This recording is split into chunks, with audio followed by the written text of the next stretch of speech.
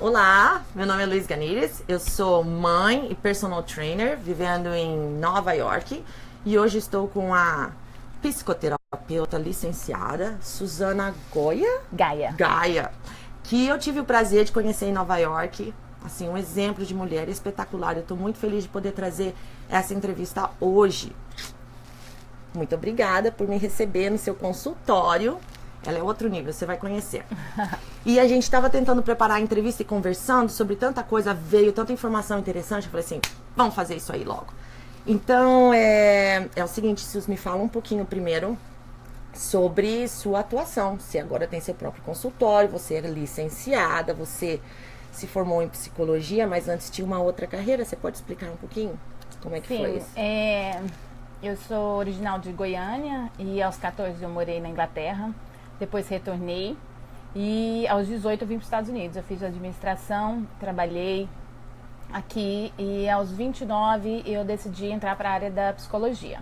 Então aqui o mínimo para atuar clinicamente é um mestrado. Então eu tive que me qualificar primeiro para entrar para o mestrado. Fiz um mestrado na área de Mental Health Counseling e um pós-mestrado em Grief Counseling, que é o luto. E depois fiz um ano de um curso de 2 anos em psicodinâmica. E aí fui ter meus 2 filhos. E nesse meio tempo eu me qualifiquei com as horas clínicas que são entre 3.000 a 4.500 horas para então ficar licenciado para atuar independentemente de supervisão. Aí quando eu decidi entrar para a área da psicologia, eu não me imaginei atuando com brasileiros. Até então a minha vida estava mais envolvida com americanos. A gente morava em Nova York e mediante o trabalho mesmo que estudar psicologia faz e a maternidade que faz com que a gente busque nossas raízes, foi surgindo esse horizonte que é trabalhar com brasileiros. Foi quando eu conheci Newark, que é uma área que tem uma população que fala português, tanto de portugueses quanto brasileiros, e uma demanda para profissional dessa área, licenciado, que está credenciado e tudo. Então, hoje há 2 semanas, eu sou licenciada em Nova York e em New Jersey. Eu estou, então, abrindo agora meu consultório para estar atendendo as pessoas, tanto em inglês quanto em português. 14 anos, você saiu de casa, a gente estava conversando, 14 anos, o que eu sabia da vida com 14 anos? Eu acho que eu estava tentando beber e fumar com 14 anos. E você saiu de casa, foi pro intercâmbio, morar... Ficou quanto tempo? Londres? Não era Londres, Inglaterra? Era perto, Surrey. É uma boarding school, tipo um internato que fala. E chama Tassis. Não, mas é bem legal. Fiquei em Surrey, né, perto de Londres, e eu morei 1 ano lá, eu já tinha me formado em inglês no Brasil, naqueles cursos e tal, então foi a oportunidade de praticar e depois eu retornei ao Brasil para terminar o colegial. Entendi. Você falou que o que ocasionou essa mudança na sua carreira, né? Que você estava num campo de administração e depois você resolveu fazer psicologia. O que aconteceu? Eu retornei ao Brasil, porque quando eu vim pra cá, eu não vim assim com o pensamento de vou emigrar. Eu vim pra fazer faculdade, né? Eu sei que brasileiros, as pessoas têm diferentes razões que elas podem decidir sair do país, né? Então, o meu caso específico foi eu vim fazer faculdade. E então, aos 27, eu retornei, 24, enfim. E ao retornar, eu percebi que no Brasil eu não consegui validar meu diploma pela UNB. Eu fiz todo aquele processo de validação e eles não reconheceram.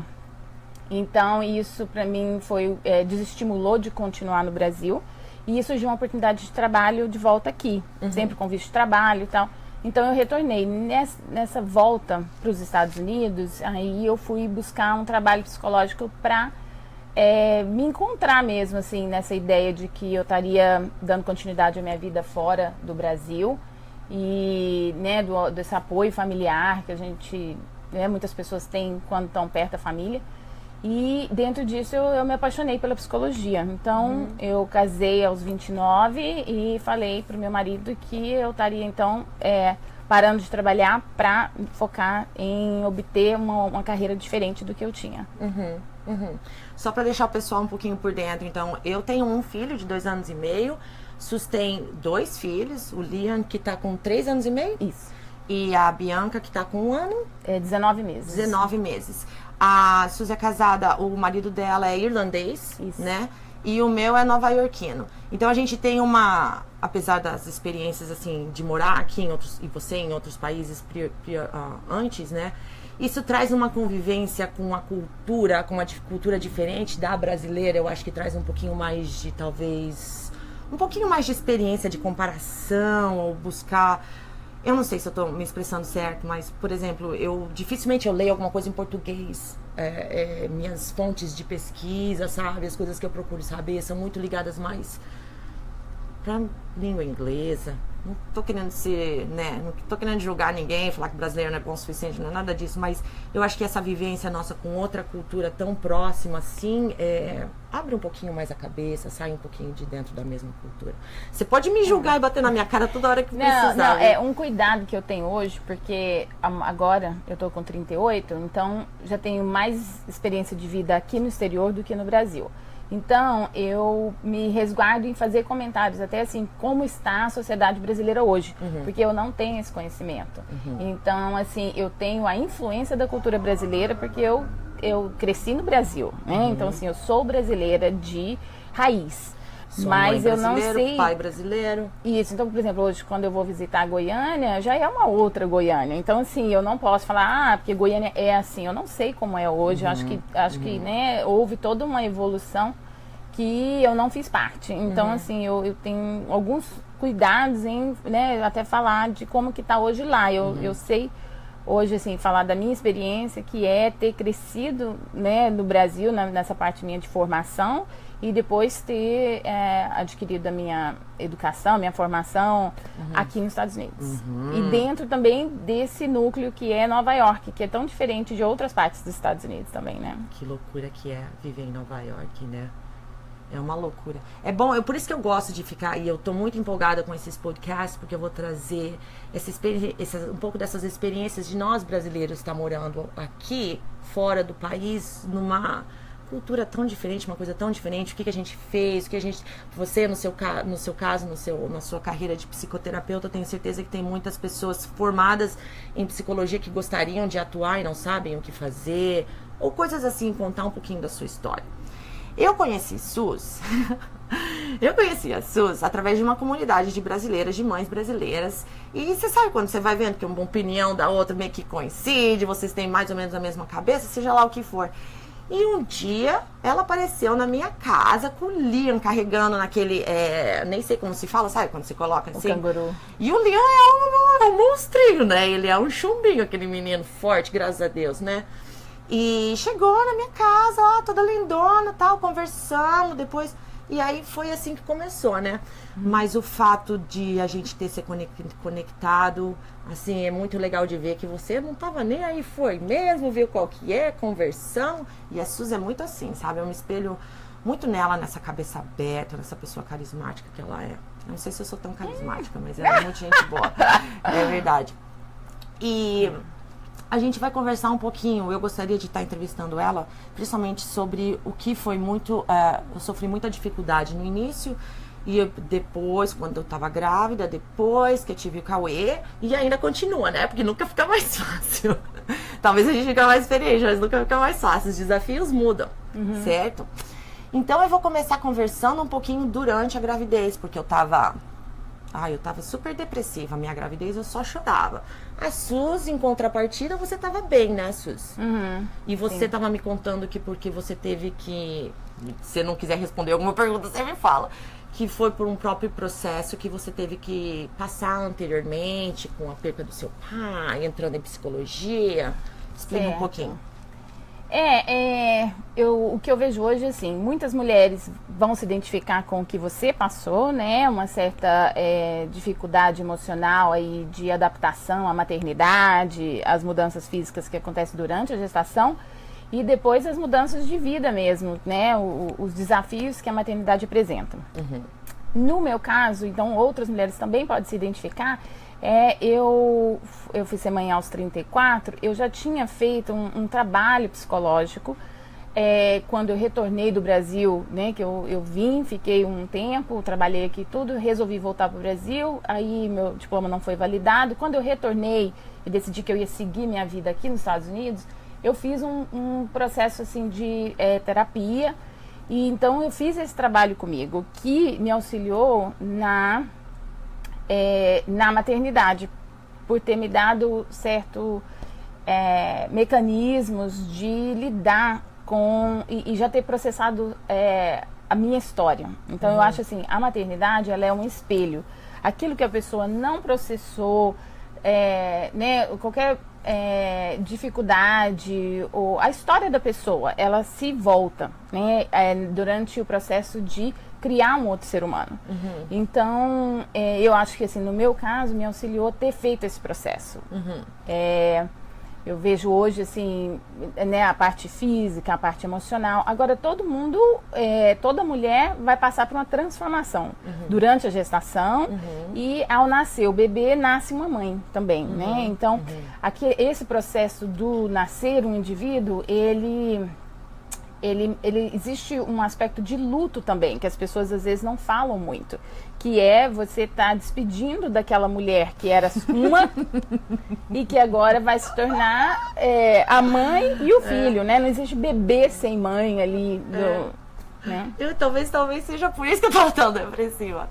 É engraçado que ela fala, é um espelho, e realmente, pra mim, uma das maiores dificuldades foi entender que, de repente, eu não estava independente, eu estava muito dependente da situação que eu me encontrava.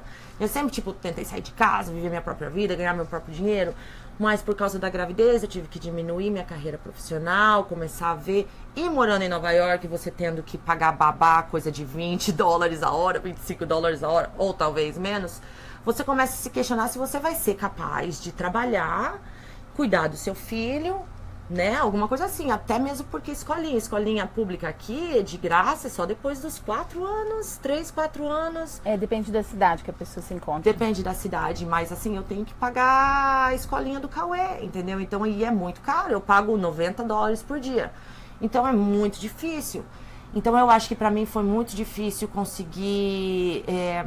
Eu estava muito insegura de saber se eu conseguiria continuar a minha vida como eu entendia até então. Eu acho que foi um choque muito grande, que eu só entendo agora. Na época eu só chorava. Que tem a liberação dos hormônios também, né? Tem essa coisa toda. Eu só chorava todo dia. Cobra da mulher, né? E depois também do casal. Aquele primeiro ano que antes eram 2 e aí agora somos 3, né? Esse processo de adaptação. Cobra da comunicação, cobra da atenção, uma vez que, né, eram 2, uma atenção era só para o outro, agora os 2 se viram a um terceiro. Então, assim, a capacidade de tolerar essas transformações definem também quão difícil, né, depende da resistência. A gente fala, relaxa que é mais fácil, né?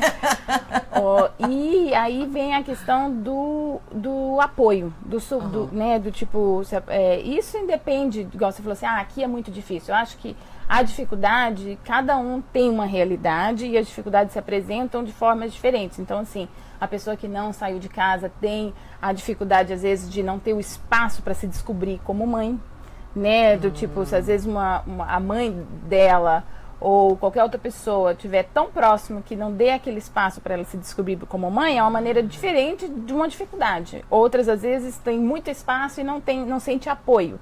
É uma outra dificuldade. Então, tudo é uma negociação da realidade que a pessoa está vivendo.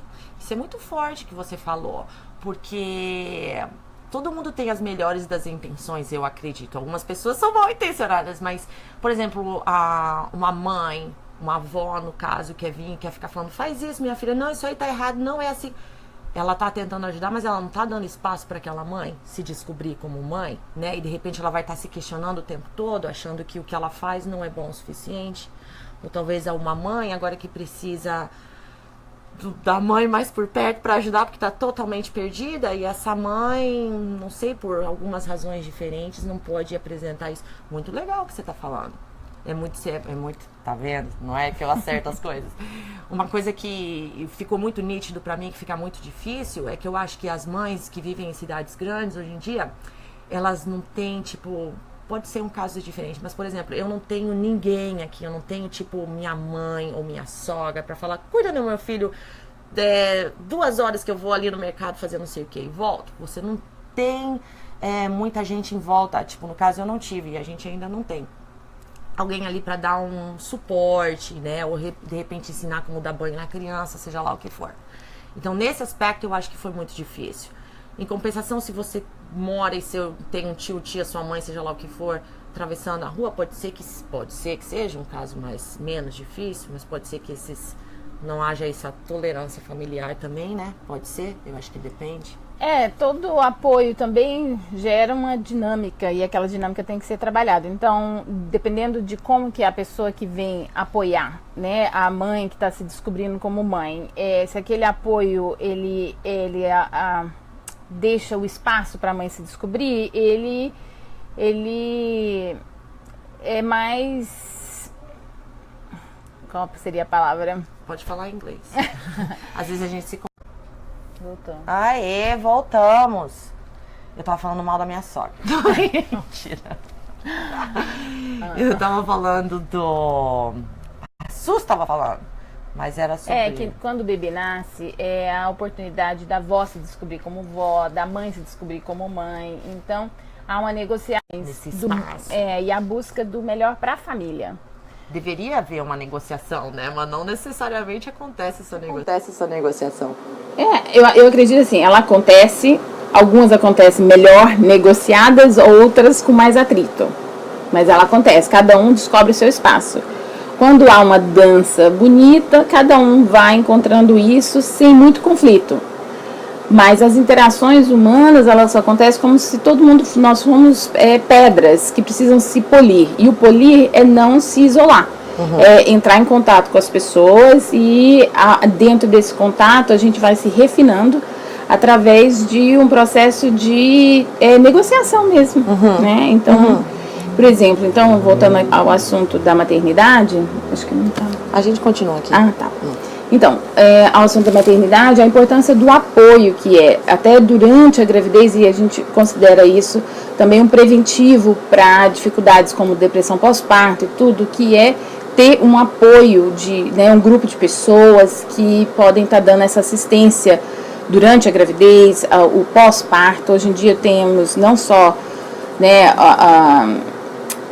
a médica que vai estar atendendo a gestante, como parteiras, que são as enfermeiras obstetrizes, quanto doulas que dão aquele apoio emocional, quanto o próprio parceiro que vai estar apoiando a gestação e também se descobrindo como pai, né? Então há uma negociação em vários aspectos. Você falou uma coisa muito legal, né? A médica, a maioria das pessoas só procura um médico.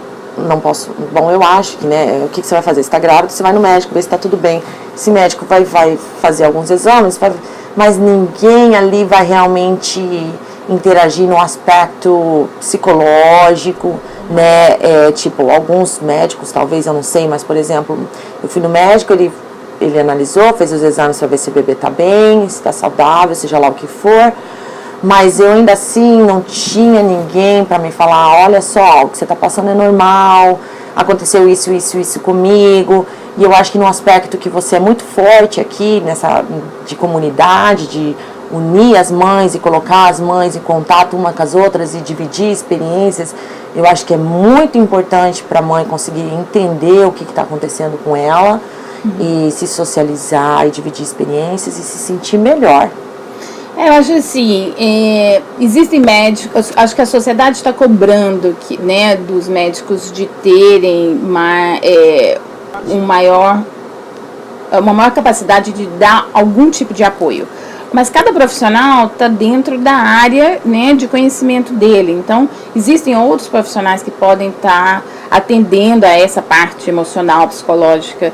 Eu acho que dentro dessa questão do parto, tem havido um maior enfoque hoje em dia na doula, que, né, para ela estar presente, para as gestantes buscarem esse apoio adicional durante o parto.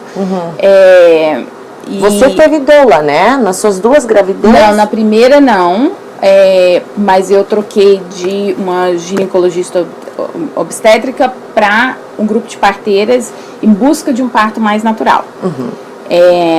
E então eu tive 2 partos naturais em hospital. Na verdade, o segundo, meu bebê nasceu no carro antes da gente chegar ao hospital, mas o intuito era ter chegado. A Bianca nasceu dentro do carro, você estava indo para o hospital e... meu avô perguntou, falou, meu avô perguntou, mas você estava atrasada? Eu falei, olha, nós não tínhamos um horário marcado, né, dela nascer, e ela veio rápido, né, assim, eu fiz na segunda gestação, porque no primeiro eu empurrei por 3 horas, então no segundo eu falei, eu vou ao quiropata mensalmente para fazer todo o ajuste. Eu acho que eu estava bem ajustada, porque ela desceu bem rápido, então nós não chegamos ao hospital.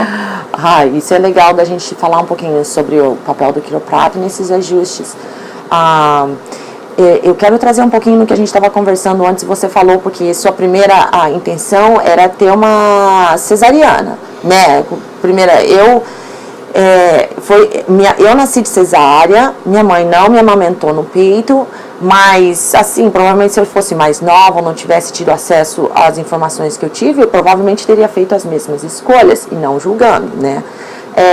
Você foi mais ou menos assim, não foi? Me explica o que você estava me falando antes. É que, como eu disse, né, com 29 anos que eu fui buscar a psicologia, e dentro da psicologia, eles, uma das primeiras aulas que eu tive, eles já mostraram o filme The Business of Being Born. Documentário excelente, tem legenda em português, não tem? Tem, ele tem no YouTube. No YouTube e tem no Netflix também, eu acho. The Business of Being Born. Depois eles fizeram The 2. Business of Being Born Again, o 2, né? Isso.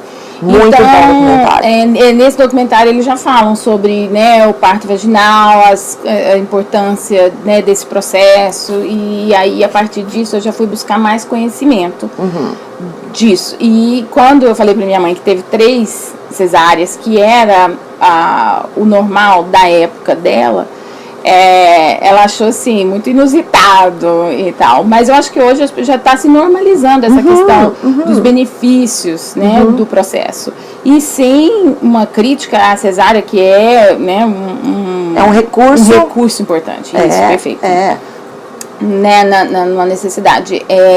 O meu primeiro filho foi de 42 semanas, então, que geralmente eles marcam o due date, né, a expectativa de nascimento, para 40, mas pode se estender a 42, enfim.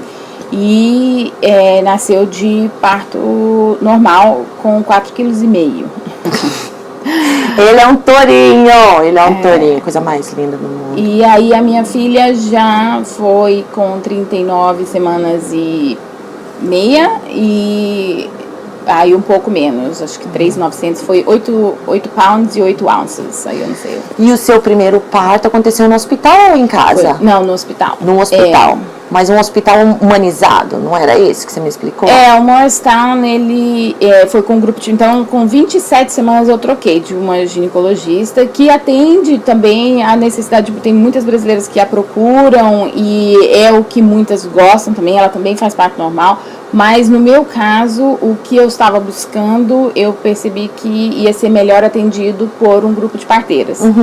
E então, elas atendiam no hospital, mas com o direito de tudo evoluindo naturalmente, sem nenhum tipo de risco, pode ser feito na banheira. Então, no caso, eu tentei fazer na banheira, mas depois de, acho que 2 horas, aí eu saí e o meu filho nasceu fora da banheira. Aí o segundo eu tava com a expectativa de que eu conseguisse esse parto na água, a lá Gisele Bündchen, né, assim, unicórnios, mas não foi possível. E aí, porque eu já fiz no carro mesmo, ela nasceu.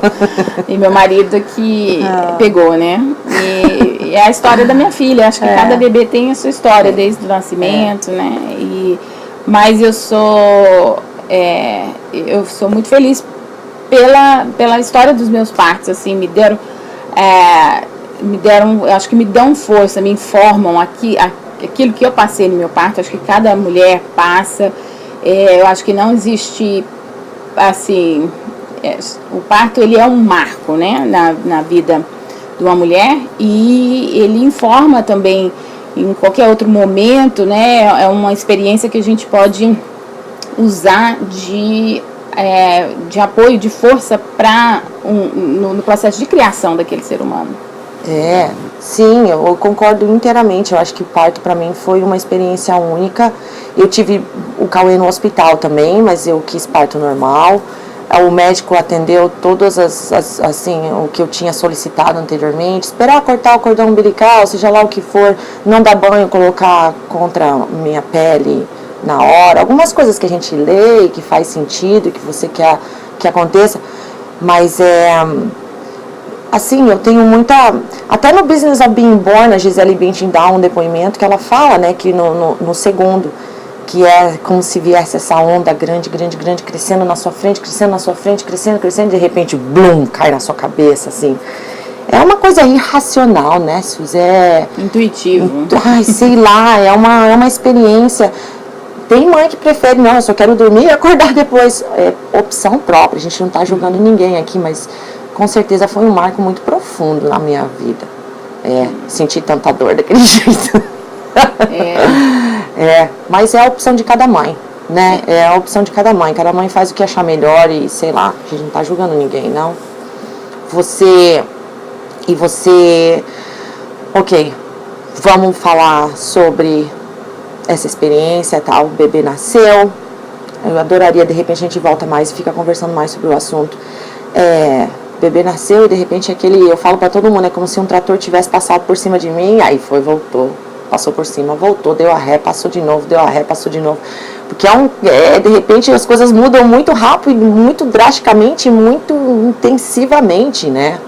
Nossa, eu não sabia trocar uma fralda, de repente tem que trocar 20 num dia só, não sei nem se aquele bebezinho lá, sei lá, que loucura que é, né?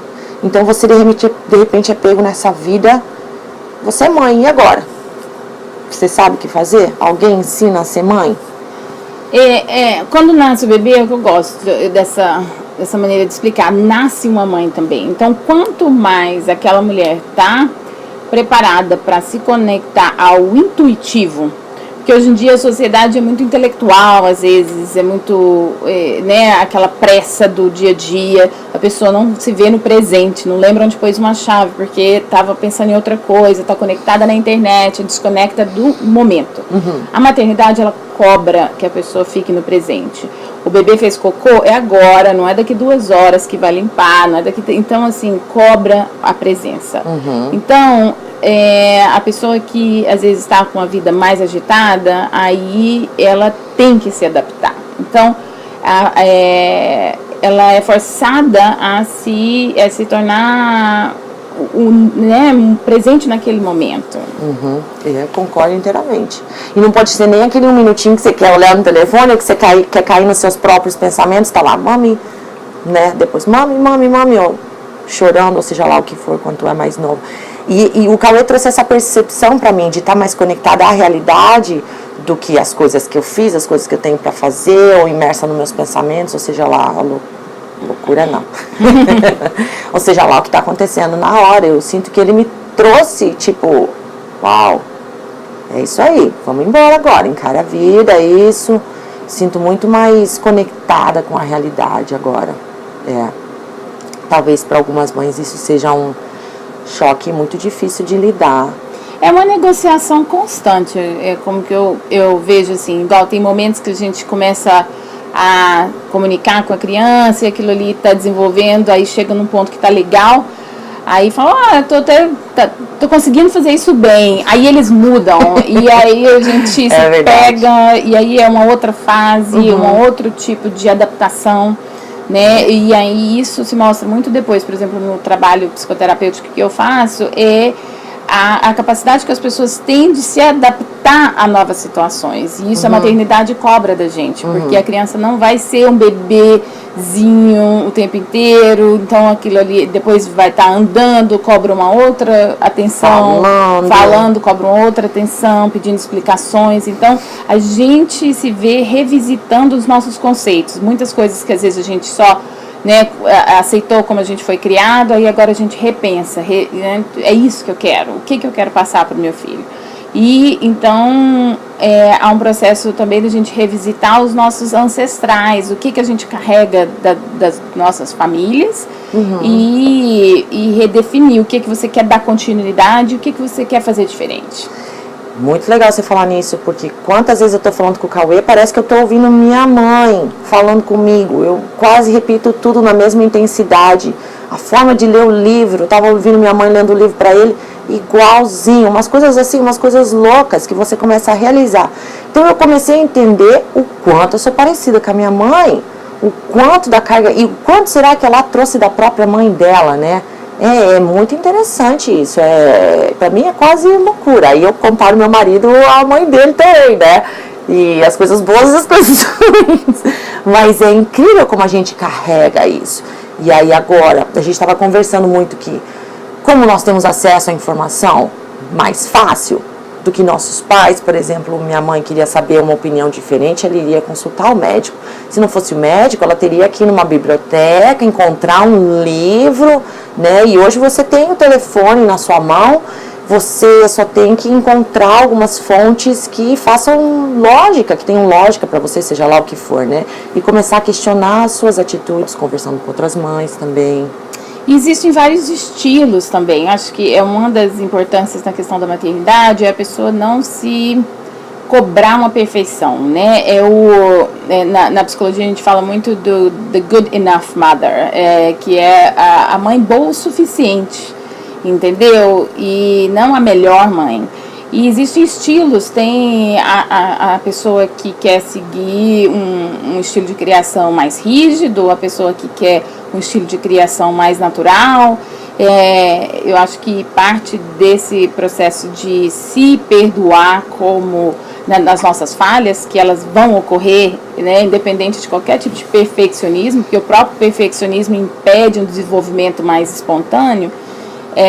Então a gente aceitar que o meu estilo de maternar pode ser um pouco diferente do seu, não faz do meu certo e do seu errado, e sim estilos, né? Estilos. Assim. Você está falando isso, eu acho muito importante tocar nesse assunto, porque então a gente é pega como mãe, né? De repente você é a mãe, sua vida está de ponta cabeça, você não tem tempo para si mesma, você está mal e mal dormindo, né? Você está preocupada se você está fazendo a coisa certa, você não sabe. Eu achava que Cauê ia morrer instantaneamente, sabe? De repente ele fosse morrer. Principalmente depois que eu amamentava e não conseguia fazer ele arrotar, eu falava, meu Deus, agora ele vai dormir de barriga para cima, ele vai sufocar, ele vai morrer. Aquela loucura dentro da cabeça da gente, né? E a gente não tem tempo para si mesma, não tem tempo para o marido, a gente está se questionando do trabalho que a gente está fazendo, a gente está tentando ser perfeita, né? E não se aceitando, achando que não é bom o suficiente. Eu acho que é um caminho pode ser comum, eu não sei quão comum, mas é um caminho perigoso que pode continuar indo, e de repente acabar numa depressão severa. Eu não sei, você pode me falar melhor. Algumas pessoas têm mais dificuldade desse processo de transformação, que é ir de mulher para mãe, mãe de 1 para mãe de 2, mãe de 2 para mãe de 3. Eu tendo a ter relações bem legais com pessoas, quanto mais filhos, mais desencanadas muitas vezes elas se tornam, né? Tem até alguns dizeres que falam, tipo assim, o primeiro filho é ouro, o segundo o outro é plástico, né? Tem uma propaganda também da Loves, que, né, o primeiro filho a gente desinfeta tudo, o segundo você já entrega pra pessoa com a mão suja e você já tem aquela ideia de que vai sobreviver e tal. Tudo é uma questão de experiência, de reconhecer a nossa capacidade de criar. Eu acho, por exemplo, o primeiro ano, o primeiro aniversário, né? Muitas vezes fala, a criança não vai nem lembrar.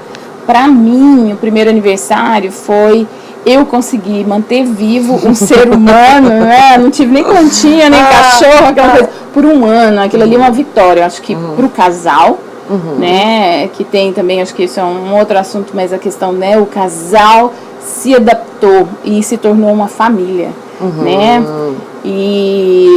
e aí, então, aquele ser humano já agora constituído ali, um ano de sobrevivência, acho que é um marco também para a mulher como mãe. É verdade. Eu gostei que você falou do casal, porque eu olhando para trás, eu vejo a paciência que eu tinha com o Felipe antes mudou drasticamente. De repente, eu não tenho paciência nenhuma com ele.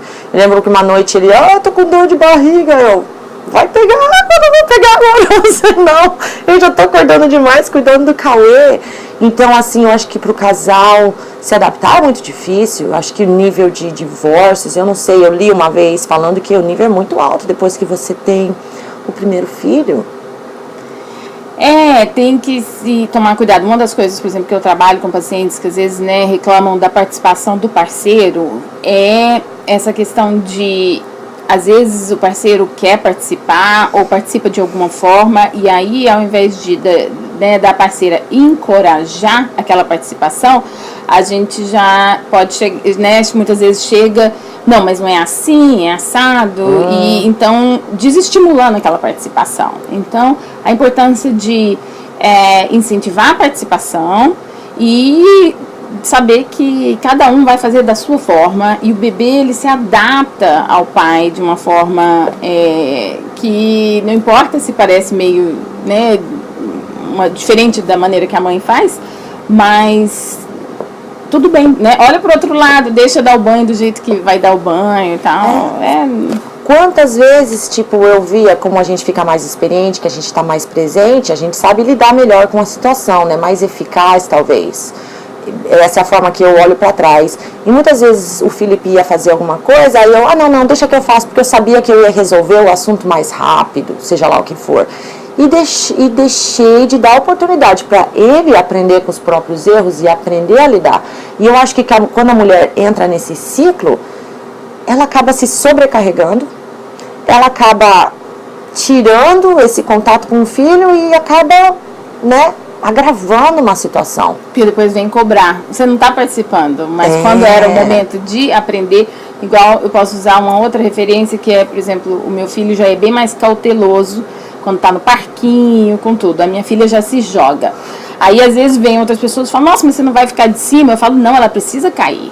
Ela precisa cair agora que ela tá de uma altura pequena. Se eu ficar em helicóptero em cima e ela com essa predisposição a se arriscar mais, ela vai depois cair de um alto, onde cair sim, ela vai se machucar seriamente. Então, eu tenho que deixar a natureza dela se manifestar e ela já ir se moldando de acordo com aquilo e começar a prestar mais atenção, a desenvolver uma noção do perigo das situações. Eu concordo inteiramente. Quantas vezes eu já vi pais que ficam protegendo demais, não deixa a criança no parquinho se segurar com as próprias mãos, sentir o peso do corpo. É perigoso, não pode fazer isso, não pode fazer aquilo.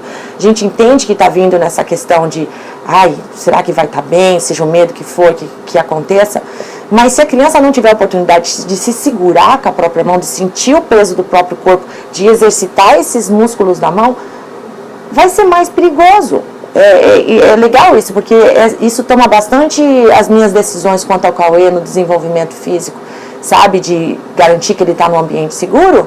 E se ele cair, vai dar uma raladinha, seja lá o que for, mas ele vai aprender. E eu acho que isso é muito importante pro desenvolvimento. Mas que a gente só aprende quando está ali, né? Ou quando conversa com alguém, não sei, quando vai aprendendo das nossas fontes de informação. É um paralelo que a gente estava fazendo em relação ao pai. Tipo, se a gente não der oportunidade para ele fazer do jeito dele, ir aprendendo a desenvolver, né, como cuidar do bebê, aí depois fica mais difícil cobrar essa participação, porque tem que deixar, no começo a gente, isso é para a mãe também, né, a gente vai se conectando com aquela capacidade de cuidar, de estar participando. Eu tava comentando com você, quantas vezes eu já me peguei, Cauê, brincando de montar lá o negócio, ele tá fazendo errado, não, Cauê, é assim, vou lá, tiro da mão dele e quero que ele faça do jeito que eu acho que ele tem que fazer. E aí a criança tá nesse ambiente, que a gente pode falar um pouquinho do Terrible 2, né, que eles falam os 2 anos terríveis, que de repente a criança tem suas próprias vontades, quer expor suas próprias vontades, né?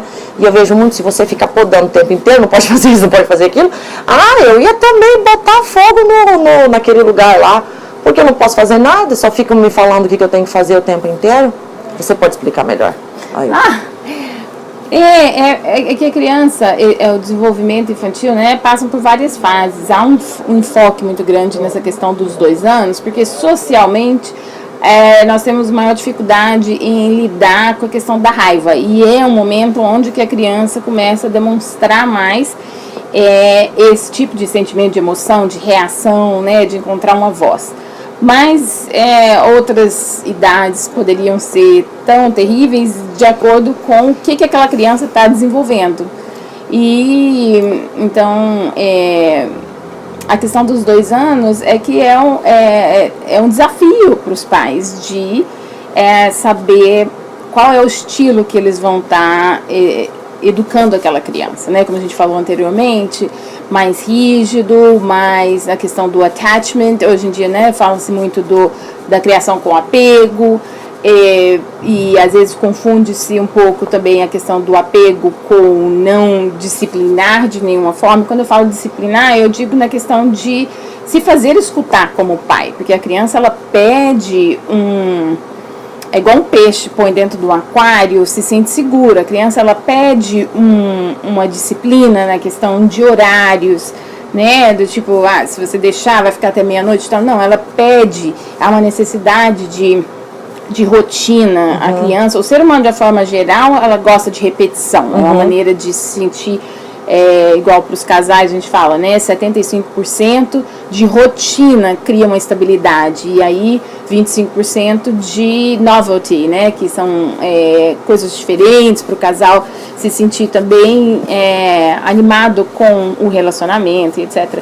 E a criança, então, ela precisa dessa segurança, e cada casal define como que eles vão estar implementando isso. Muitas vezes o que acontece é que antes de ter filhos, as mães, os pais idealizam a maternidade, e de formas onde que meu filho não vai fazer assim, minha filha não vai fazer assado.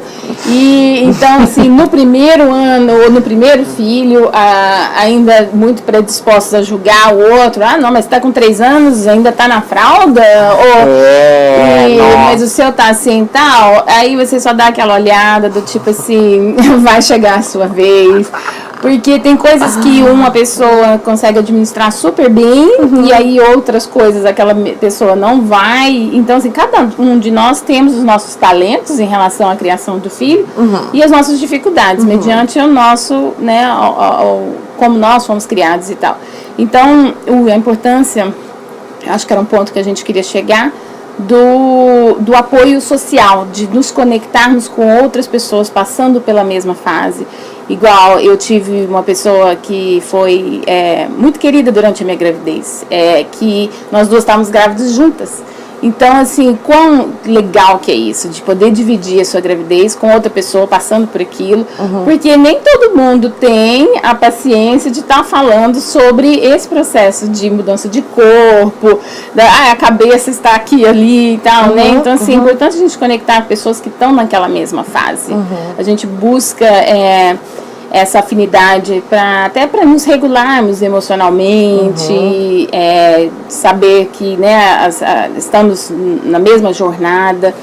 E então hoje aqui, nessa área que nós convivemos, que é New York, New Jersey, Connecticut, tem alguns grupos de mães brasileiras, né, que é a área que a gente hoje convive, né, essa população. Tem também americanas, mas enfim.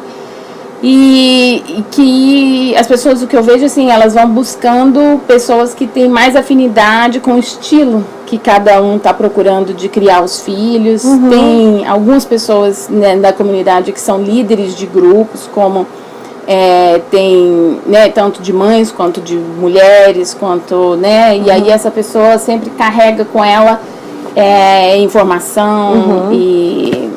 É bem legal, e é importante esse apoio. Eu acho que porque Durante a maternidade também a gente busca, eu acho que é uma coisa assim bem intuitiva das raízes, né? Por exemplo, aqui o americano tradicionalmente não dá banho todo dia, vamos supor, o brasileiro já é um povo que veio, né, tem aquela influência indígena que vamos tomar banho, gente. Então, quando eu, no meu grupo de mães mais informadas por mais naturais, então assim, as americanas mais informadas por decisões assim mais naturalísticas, elas é um banho por mês, às vezes um banho por semana, assim, não vou falar que é a regra, mas tende mais a esse lado.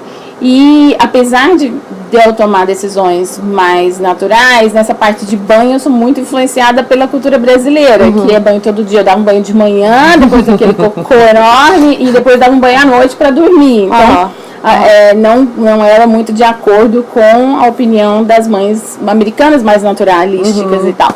Mas, então, assim, cada um, apesar de terem, né, influências de estilos, acaba tendo o seu próprio estilo de maternar e buscar pessoas que apoiam esse estilo e, né, se conectar para ter esse apoio, que é muito importante para prevenir, igual você falou antes, mencionando a questão, né, da depressão pós-parto e tudo. Mas existe o baby blues, que é natural, né? Aí existe a parte da depressão quando chega a um ponto de diagnóstico. E simplesmente assim, o reconhecimento das transformações fisiológicas, né, o corpo demanda um tempo para poder se regular depois de uma gestação, né? Assim, é muito...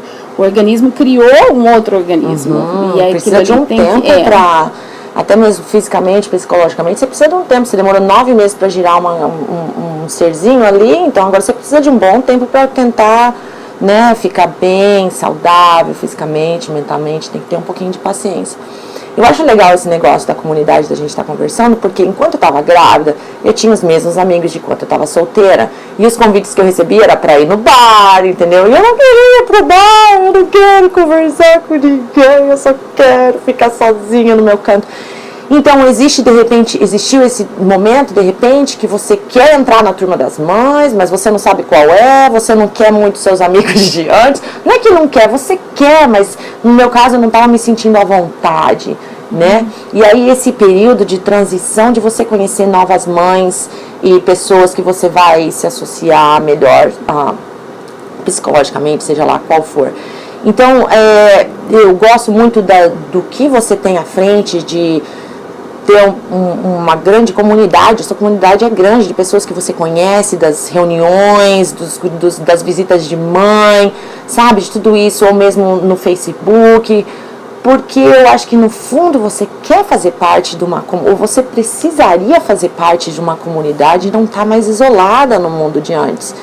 Você pega de repente você tem tanto para fazer, você tem tanta coisa para você fazer que você não tem tempo para si mesmo. Mas o suporte, você se abrir, conversar com outras mães que estão passando pelo mesmo período, eu acho que é muito importante para ela entender. Antes de me tornar mãe, eu trabalhava, a minha vida era o trabalho, basicamente. Depois, né, eu estava já estudando a psicologia e eu não tive a oportunidade, eu não fiz a escolha de focar em fazer amizades e tal. Quando veio esse processo da maternidade, eu fui focar então, né, nessa questão de construir para mim um sistema de apoio. E então eu sei que algumas pessoas durante a maternidade, né, o início da maternidade, se sentem isoladas. Não é o caso de todo mundo e também não é o caso de todo mundo aqui no exterior.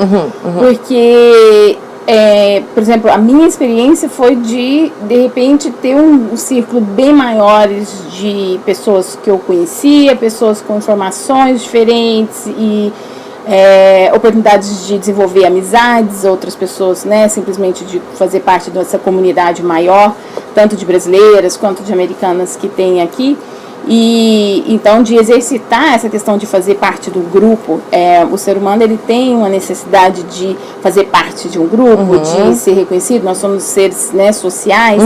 Então, assim, e isso é um preventivo também na questão, né, de depressão, dessa dificuldade, porque simplesmente, às vezes, na própria dificuldade, as pessoas se conectam, se sentem apoiadas, e aquilo ali já é uma oportunidade de atenuar qualquer tipo de sintoma e, né, de curtir essa experiência que a maternidade Então, assim, oferece. quanto você acha que dessa bagagem como psicoterapeuta influenciou nessa sua desenvoltura como mãe, de ter a comunidade, de procurar se relacionar com as outras mães, comparado a Suzana antes da psicoterapia, entendeu? Porque você tinha essa bagagem com você já, dessa importância de entendimento dessa parte psicológica, mas eu vejo que tem muita mãe que tem um trabalho que, tipo, não tem muito contato com outras pessoas, está na frente do computador, ou seja lá o que for, que não tem esse entendimento do aspecto social tão importante na hora de se sentir mais tranquila emocionalmente. Assim, falando de mim, um aspecto que eu vejo e que eu converso com as pessoas eu tenho uma tendência a me perdoar muito facilmente na maternidade, assim, e isso eu acho que tira um certo peso que algumas pessoas às vezes têm uma certa dificuldade em fazer, entendeu? Do tipo assim, eu sou a melhor mãe que eu consigo ser, a mãe de hoje às vezes não é tão boa quanto a de amanhã, porque amanhã eu acordei mais tarde, eu fiquei, né, igual essa noite minha filha acordou 2 horas da manhã e ficou até 4h30, e nós tínhamos esse evento marcado hoje, então assim, talvez se fosse depois da manhã e meu sono tivesse sido melhor, eu poderia ter dado uma entrevista ainda melhor, mas hoje é o meu melhor. Acho que o compromisso da mãe é entender que todo dia ela está disposta a fazer o seu melhor, mas que aquele melhor hoje vale um 8, amanhã é um 10, o outro dia é um 5 e tá tudo bem, sabe, assim, eu gosto muito do que você está falando isso, porque aí vem muito da questão, por exemplo, se a mãe, então a mãe tá toda, né, vida de ponta cabeça, tem que cuidar do filho, não dormiu bem, tem que ficar à frente da casa, tá procurando se reintegrar no mercado de trabalho, tá procurando um monte de respostas, trabalhando duro, dormindo pouco, seja lá o que for, e a mãe acaba se deixando de lado, né? Ela para de cuidar de si para ficar cuidando tão intensamente do filho, ou da casa, ou do marido, ou seja lá o que for. E o fato da mãe não dar tempo para si mesma, de repente ir lá fazer um exercício para se sentir melhor, ou fazer as unhas, ou encontrar com uma amiga e dar risada, entendeu? Ela não dá tempo para si mesma, e ela acaba entrando nesse ciclo que ela não está se sentindo bem, já que ela não está cuidando da própria felicidade, da própria saúde, e acaba de repente não conseguindo ser. Eu não vou falar isso precisamente, mas quantas vezes que eu dei esse tempo para mim mesma, eu saí de casa, eu fui respirar, eu fui encontrar minhas amigas, seja lá o que for, quando eu voltei uma mãe muito melhor. Eu voltei. A gente tá com um pouquinho de problema de conexão, mas eu tava explicando pra Sus que quando eu resolvi dar tempo pra mim mesma, pra cuidar de mim mesma, nem que seja tipo meia hora, 1 hora naquele dia, eu voltei pra casa sendo uma melhor mãe do que eu tava sendo, porque eu tava mais feliz. Sim, uma questão que eu visito com os meus pacientes, na minha vida pessoal, na minha vida social, é a questão da mulher reavaliar qual que é o conceito que ela tem de o que é ser uma boa mãe.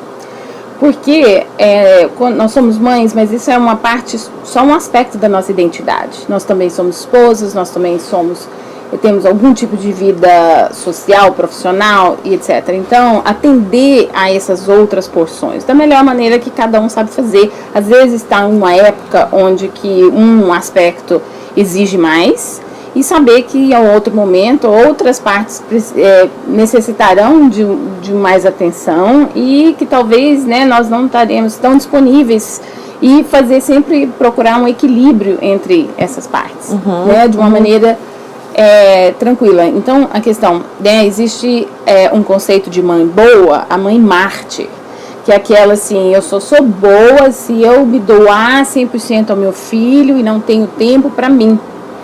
Aí vem a questão, é isso que você quer passar para o seu filho ou para sua filha? Que é esse doar 100% sem deixar espaço para o seu eu existir? Porque nós somos modelos para os nossos filhos. Eles muitas vezes vão repetir exatamente aquilo que nós fazemos, né? Não só o que nós falamos.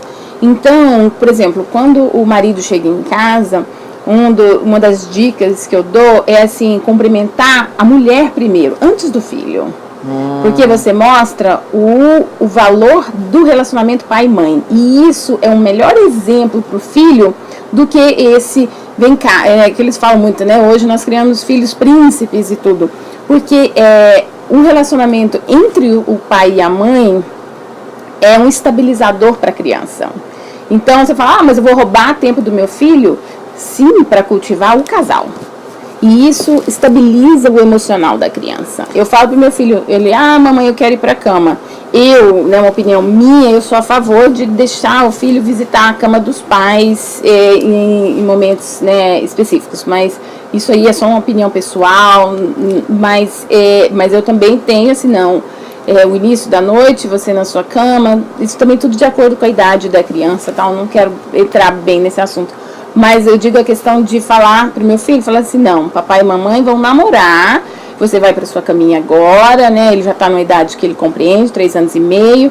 Então, antes do papai sair para o trabalho, ele vem e visita a nossa cama lá às 6 horas da manhã até 7h30. Ele tem todo um tempo com o pai dele, que é valioso lá em casa. Uma maneira que a gente escolheu fazer e que funciona. Mas eu lembro ele sempre assim, por exemplo, quando ele quer ficar irritado ou qualquer coisa assim, fala assim, não, eu sou mulher do seu pai. Então, assim, essa coisa de valorizar a questão do casal para o filho e o amor entre o casal para o filho traz uma estabilidade para o filho. E não só 2 adultos reverenciando uma criança. Muito profundo isso que você falou. É muito legal. Nossa, eu tô me sentindo como uma consulta aqui com a Suzy, eu tô adorando. É muito legal, porque faz você repensar as coisas que você tem feito. Quantas vezes eu chego em casa e vou lá direto no Cauê e não dou nem um beijo no meu marido ainda? Né? E a verdade, o que eu tô tentando passar para ele? É muito legal. E é muito forte isso, né, Sus? Quem a gente essa carga, como eu tava falando, como eu vejo a minha mãe em mim, como eu sou uma versão dela, sabe? Em muitos pontos, além da vivência de ter saído do Brasil e carreira que eu escolhi, seja lá o que for. E eu queria trazer isso para o seminário que você vai promover. Seminário que eu falo? Como? Que eu tô empolgadíssima, vou participar com a minha mãe, chorar o tempo inteiro. Explica, por favor. Na verdade, durante o meu trabalho clínico aqui, antes de abrir o consultório, eu fui descobrir um pouco da questão chama constelação familiar, que é um tipo de intervenção breve que foi desenvolvida na Alemanha por Bert Hellinger. E eu mesma não tenho conhecimento profundo sobre a constelação familiar, mas eu estou no processo de aprendizagem mesmo. Eu só estou na parte da organização desse workshop. É um workshop experiencial, e então assim, não é palestra, não é seminário, não é divulgação de informação, é um processo terapêutico mesmo. Então você participa. Tipo uma sessão terapêutica em conjunto? Isso, em grupo, porque se foca no campo, e então todos participam do campo, várias pessoas vão participar como elementos da constelação da pessoa, né, que estiver constelando, e várias pessoas serão consteladas, nem todo mundo. O ser constelado a pessoa traz o tema que ela quer trabalhar da vida dela, e então as pessoas que estão no campo, né, os participantes como você, são escolhidos para estar representando o papel dos elementos daquela constelação, daquele tema que a pessoa trouxe. E baseado a física quântica explica, dentro desse campo, uma fenomenologia, onde que você sente aquilo que você está representando. Então, dentro desse sentir, a importância dos ancestrais da nossa linhagem, como que aquilo ali influencia nos papéis que nós temos dentro da nossa família, dentro dos grupos que a gente participa, sociais. Então, é uma oportunidade da gente de transformar mesmo. E, então, assim, eu ainda estou buscando mais conhecimento, como eu te disse, eu fiz uma constelação individual, participei como elemento de 4 constelações dentro de um grupo, mas esse aqui será um workshop feito aqui, eu aluguei uma sala em Newark, no Mantena, que é uma ONG para atender a comunidade brasileira aqui, então lá tem uma sala grande, que vai ser onde que nós vamos estar mais ou menos quantos participantes você acha? Eu acredito que seja entre uns 35, 40 pessoas que vão estar participando. Os profissionais que eu estou trazendo são do Brasil, uma médica, Daliana, e um psicólogo clínico. Eles têm um instituto, chama Instituto Crescer, em Campo Grande, e eles são formadores, o treinamento deles na Alemanha, com quem desenvolveu esse método. E então, assim, na verdade, essa organização é meio fora da minha alçada, porque assim, exige de mim estar explicando o que é uma constelação, assim, meu trabalho geralmente é clínico, é dentro do consultório, mas eu acho assim, da mesma forma como eu exijo assim, eu estimulo meus pacientes a saírem fora da zona de conforto, a buscar se melhorar e tal, então eu fiz esse propósito comigo de estar trazendo esse workshop que vai criar um movimento. A pessoa não precisa já ter feito terapia, a pessoa simplesmente tem que estar com a motivação de participar, porque é uma sexta-noite, de outubro 13, das 7 às 10, outubro 14, o dia inteiro, que é um sábado, né, com um intervalo para o almoço, das 9h30 às 8 horas da noite, e depois no domingo, depois do almoço, que inicia, que é 1h30 da tarde até 6 horas. Eu vou colocar depois um post nos comentários com o folderzinho que você fez, tudo bonitinho. Isso. Eu lembro que eu assisti um vídeo falando sobre a constelação familiar, e eu achei muito interessante quando o palestrante estava explicando que desse papel forte que os pais têm na formação da criança e quanto isso, eu achei que tem muito a ver com as coisas que eu tenho vivenciado hoje em dia, por isso que eu estou muito curiosa e vou com a minha mãe ainda, então eu acho que vai ser espetacular, muito, muito legal isso que você está fazendo. Ô Suzy, eu quero te fazer uma pergunta agora, vamos pôr ela um pouquinho no fogo. São os pais que estragam os filhos? Olha, a maneira como eu vejo, nós todos nascemos com predisposições, né? Isso hoje em dia é um estudo da questão da epigenetics, né? Acho que em português epigenético, mas que nós temos, né, as nossas tendências genéticas, nós temos o que a gente encontra no social que faz manifestar algumas coisas e outras não se desencadeiam, né? E as pessoas passam por situações, e não é as situações que definem quem elas são, e sim como elas reagem às situações. Isso eu posso te dar um exemplo, por exemplo, um filho com um pai alcoólatra, ele pode fazer opções que vão contra aquilo, tipo, devido àquela experiência, ele não vai passar por aquilo, enquanto outras pessoas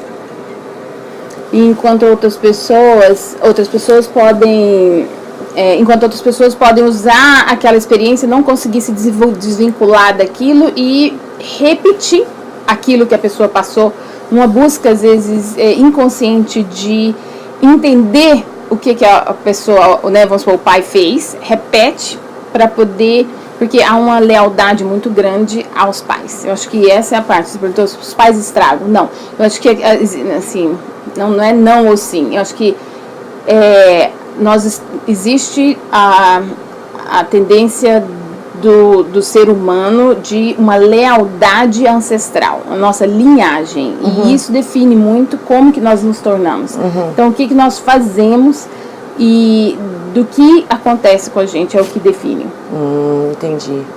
Eu percebo, tem muita razão. Eu acho que, principalmente depois que eu casei, eu consigo ver o quanto, de repente, morando numa cultura tão diferente do Brasil, agora eu consigo perceber como nós somos tão diferentes uns dos outros e a gente acaba julgando tanto os outros porque a gente acha que o que a gente sabe é a verdade absoluta, mas quando você começa a abrir a cabeça e olhar ao redor, entender, você vê que não, eu não sou realmente dono da razão, né? Se você tiver humildade para perceber isso.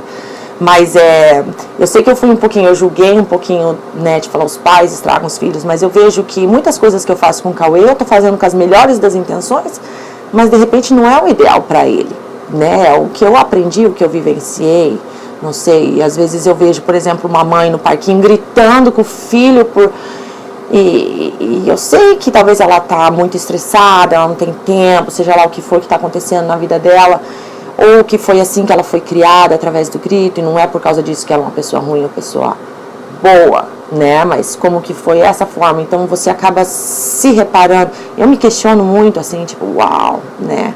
Será que o que eu tô fazendo tá certo, né? Mas esse processo de nos questionarmos, eu acho que é valioso. Eu acho que é uma das coisas mais valiosas que a gente pode ter. Sem se deixar prender nisso, né? Buscar fazer o melhor.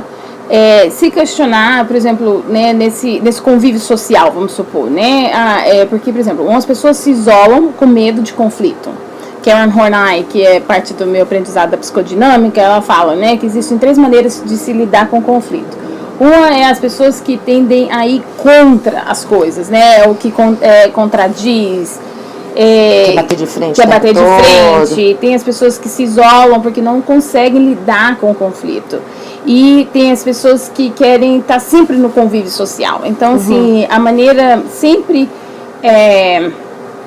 ideal, no sentido, né, que a gente vá buscando, é um equilíbrio entre isso. Acho que as pessoas precisam de ter o espaço, se sentirem bem sós, se sentirem bem em convívio social, né, e também terem a coragem, às vezes, de falar a sua verdade, né, seja ela qual for. Todo mundo dentro do seu caminho, das coisas que informam a pessoa. Eu acho que é isso, a busca do equilíbrio mesmo. E essa coisa de falar a verdade, a sua opinião, as suas escolhas, o papel da comunidade que você vai ser muito forte, seja da mãe, avó, seja da sogra, ou seja da amiga, ou da conhecida, ou pessoa em determinado grupo, porque se você expõe uma opinião, ou uma vontade, ou uma ação diferente do que outra pessoa piamente acredita que é o melhor, vai ser um conflito se essa outra pessoa não souber respeitar o espaço da outra pessoa.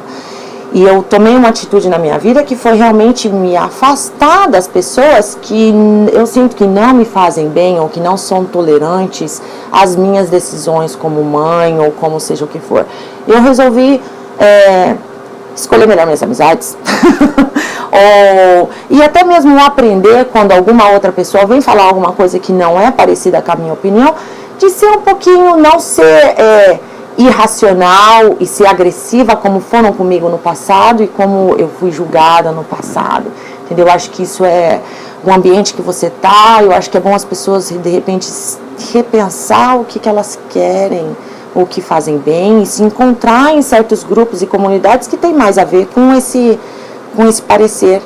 Eu não sei, você pode me dizer melhor. Ou tentar viver socialmente bem, sem criticar um ou outro, entender que cada um vem de um aspecto diferente, de uma criação diferente. O conflito, ele faz parte da convivência social. Nem todo mundo vai apreciar o que a gente está falando aqui hoje, ou algumas pessoas vão apreciar algumas partes, não outras. Uma das questões do convívio social é a gente ser capaz de tolerar o fato de que nem todo mundo vai gostar da gente.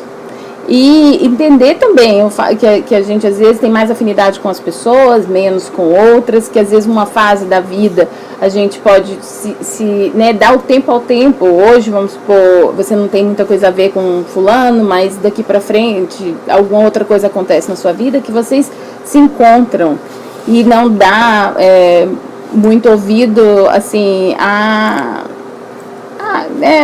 coisas que às vezes são ditas, fofocas, esse tipo de coisa, porque nós temos muito a ganhar desse apoio social, desses grupos, né, que tem tanto no Facebook quanto a convivência no dia a dia. Eu acho assim, esses grupos que foram criados no Facebook, eles são plataformas de informação e da gente, né, tá convivendo com pessoas com filosofias semelhantes, mas o convívio pessoal, encontrar e, né, o seu filho conhecer o meu filho, falar português, essas oportunidades, aí, elas são riquíssimas e não podem substituir uma a outra, né? Tipo assim, porque às vezes a comunidade do Facebook, não. Só aquela vida, como se fala, online, sei lá como que se fala, virtual e não o contato pessoal realmente, né? Esses dias eu estava indo no parque, lá no Central Park, eu encontro a Amanda, minha amiga com o filhinho, eu estava entrando no Central Park, não era nem para encontrar com eles e Cauê, tia Amanda, Luca, e é importantíssimo isso, né, de crescer numa comunidade. Eu acho que a gente está tão pego nessa vida louca que a gente acaba não abrindo muito espaço para isso, mas é importantíssimo. E você tem uma vida social bem ativa, né, os encontros com as mães e tudo que é fruto de todo o seu trabalho, educação, tudo que você passou, suas experiências, seu conhecimento em psicoterapia, o quanto é importante para os seus filhos e para você mesma, né? Então, chegando nesse ponto, eu quero fazer uma pergunta. Você pode dar algumas recomendações para algumas mães que estão perdidas, ou estão tristes, ou não sabem o que fazer? O que elas podem fazer para começar a se adaptar? Como que elas podem fazer para se sentir bem de novo, ficar feliz? Não feliz o tempo todo, mas ter momentos mais felizes, começar a reconstruir a vida, né? Começar a se encontrar nessa sociedade de novo. Cada caso é um caso, então assim, é difícil generalizar, mas o apoio social, se conectar socialmente é importante. Uma yoga, uma atividade, hoje em dia tem atividade, pode levar o próprio bebê e tudo. Tem uma pessoa aqui, a Ângela Lessa, que acabou de criar um espaço que chama Recanto das Mães in Newark, mas eu sei também em Manhattan tem tem inúmeras aulas, mamãe e filho, aula de futebol, tem um monte de coisa legal. Ela também é uma professora de yoga lá, então, assim, buscar esse tipo de convívio, de apoio social, acho que é bem importante. Alimentação, né, tem a pessoa, porque corpo e mente não é uma... Em inglês a gente fala uma dichotomy, acho que em português dicotomia, não sei. Mas, assim, não são separados, né? Estão conectados. Então, assim, a pessoa buscar se alimentar, buscar... E fazer um exercício, se movimentar. Que aí já é sua área. Cuida de si. Se sua mente não tá bem, cuida do seu corpo. Você vai ver que sua mente vai se sentir melhor. E vice-versa também, né? Se você... Falar bem rapidinho. Depois que eu tive Cauê, a única coisa que eu sabia que me fazia bem era exercício. Só que eu fiquei usando exercício até que chegou, eu bati no muro. Não tinha mais pra onde ir, porque eu tava sobrecarregada, eu tava estressada, eu ia fazer exercício pensando nas coisas que eu tinha que fazer, que eu não era boa mãe, seja o que não for possível. E foi aí que eu encontrei meditação. Que meditação mudou minha vida, mudou drasticamente. Ou, de repente, encontrar um profissional para conseguir... Você atende mães, assim, qual que é a sua área de trabalho? Assim, você atende mães, atende terapia de relacionamento, é filho, qual que é o seu aspecto? Então, faz 2 semanas que eu abri o consultório, né, eu informo o meu trabalho através de uma orientação da psicodinâmica, que é um foco em processo, no aspecto interpessoal, porque existe também o cognitivo comportamental. Eu posso usar influências desse tipo de orientação, mas não é, né, como eu trabalho. Existe outras psicólogas brasileiras, conheço algumas que faz sessão pelo Skype? Não. Eu também não faço. O meu é só consultório. Eu tenho restrições assim firmes em relação, eu não sou amiga de Facebook de pacientes. Eu sigo bem uma linha assim ética e uma conduta assim bem firme nesse aspecto. Então, é questão de idade. Hoje eu atendo casais, atendo adultos, atendo jovens. Ainda não restringi assim o meu foco. E o que só causa, assim, uma necessidade de eu estar sempre me preparando mais para cada diagnóstico diferente e tal. Já hoje estou percebendo uma necessidade de me aperfeiçoar nessa questão da mãe pós-parto, né? Não só a questão da depressão, mas a questão desse processo de adaptação, onde que uma psicoterapia é um apoio que a pessoa pode encontrar para passar essas fases, né? Não precisa ser uma situação patológica. Por exemplo, né, a minha especialidade de formação, que é o luto, ele pode ser processado sem um auxílio de um profissional, né? Porque é uma fase natural que envolve tristeza, que envolve a perda e tal. Só que, às vezes, por que não ter um auxílio profissional? Por que não ter esse recurso, né? Então, isso aí é uma decisão bem pessoal que cada um tem, onde que quer gastar os seus recursos financeiros, né? Tem pessoas que compram muitas coisas, tem pessoas que gostam de viajar, tem pessoas que fazem isso por um tempo, e depois tem pessoas que investem em serviços, em apoios, né? Tanto como no seu caso, personal trainer, um apoio psicoterapêutico, são as escolhas que a gente faz. Eu gostei da comparação com personal training, porque tem tanta gente atrás de mim falando assim que eles querem exercitar e de repente tem dor no joelho, dor seja o que for, ou não sabe o que fazer. E é muito legal, porque você está mostrando ali, você está sendo contratado, e eu tenho tanto prazer pela minha profissão, que eu sei que eu vou ajudar essa pessoa. E agora você fazendo essa comparação, é verdade, sabe? E essas pessoas, na verdade, de repente vêm até você, elas nem sabem o que você pode realmente fazer por eles. E é um campo infindável, são tantas coisas, Eu não tenho muito conhecimento e, na verdade, eu estou até procurando fazer a minha primeira sessão psicoterapeuta, porque eu agora sinto essa necessidade maior que vem através da experiência, do tempo certo, seja lá o que for, de entender melhor, né? Eu estou super ansiosa para a constelação familiar, eu mal vejo a hora de ver outras pessoas também se expondo e buscando alternativas e respostas, porque a gente não é dono da razão, né? A gente não sabe nada. O que a gente sabe? O que a gente sabe? Ok, nós vamos finalizar logo. Eu só quero te fazer uma pergunta. Então, todo podcast vai ter essa pergunta que eu vou fazer, mais direcionada para as pessoas que estão no Brasil e gostariam de vir para os Estados Unidos. E eu tô pegando ela na surpresa, eu nem deixei ela avisada. Qual a sua recomendação para uma pessoa que está procurando, que mora no Brasil e quer morar fora? Não precisa ser nos Estados Unidos, mas assim, quer passar um tempo fora. Qual a sua recomendação? Recomendação em relação a... Pode ser, você pode escolher. Alguma coisa que você fez e que você sentiu, que ajudou muito, talvez num curso preparatório, talvez, não sei, uma regularização do campo de trabalho. Eu não sei se um psicólogo teria que fazer alguma coisa assim, se preparar melhor para ser capaz de atuar aqui no mercado aqui fora, ou de repente uma mãe, qualquer coisa, vou deixar bem livre. O que aparecer na sua cabeça? O sair do país para buscar novos horizontes, eu lembro de ter usado esse termo quando eu vim aos 18 anos. Eu acho que a realidade de cada um é única, né? Eu já falava inglês, então assim, eu posso falar dentro da minha experiência, né, que teve um grau de dificuldade e um grau de facilidade, né? Claro que eu falar inglês já fluente facilitou. Eu vim com visto de estudante, né, já é uma outra facilidade, a minha realidade.